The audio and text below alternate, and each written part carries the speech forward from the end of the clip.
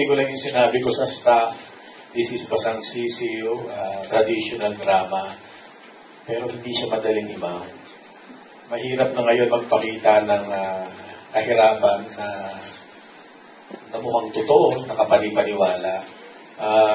At saka hindi ganun kasimple porket mahirap, madumi ang damit, nasa isang kanto, etc.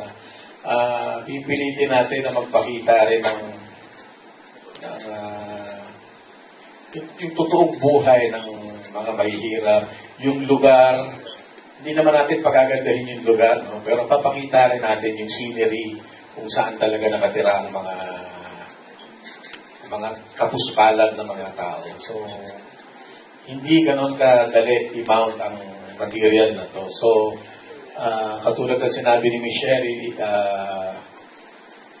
ako as director, ina-expect ko ang cooperation ninyong lahat. Please come on time, ready with your material, with the material.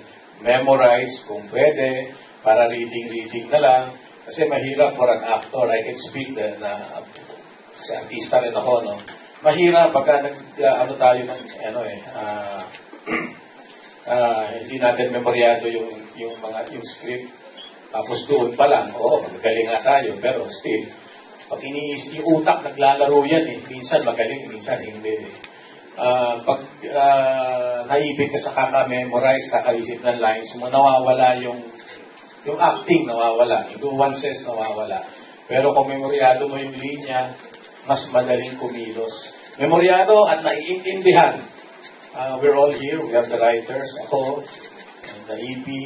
Pwede tanungin kung hindi nyo naiintindihan yung kwento. Kasi pinag-uusapan naman namin lahat yan, palagi pinagmimilingan. Kahit ako minsan may hindi naiintindihan, I would call up my writers para maintindihan ko. So yun, come on time. And sana, texting, tweeting, Instagramming, bawal sa, magiging stricto ako doon. So, lalo na kids, ha? Kasi kayo, may limit sa time. So, as much as possible, read your scripts. Pag walang ginagawa, rest, walang chika. Para mas, yung energy, kasi nauubos yan. Yan. Pwede naman tayo chumika after. Sa mga actors, pero wala yung iba. So, saka na kami magtutuos. Thank you. I really need your support. We have to support each other. This is our project. At ang labanan ngayon, iba na. Masyadong mabigat ang labanan ngayon. Hindi pwedeng mediocre. Hindi pwedeng pwede na to. Hindi pwedeng gano'n. Hanggang kaya natin ma-achieve yung mataas na standard. Doon pa lang sasabihin na pwede na to.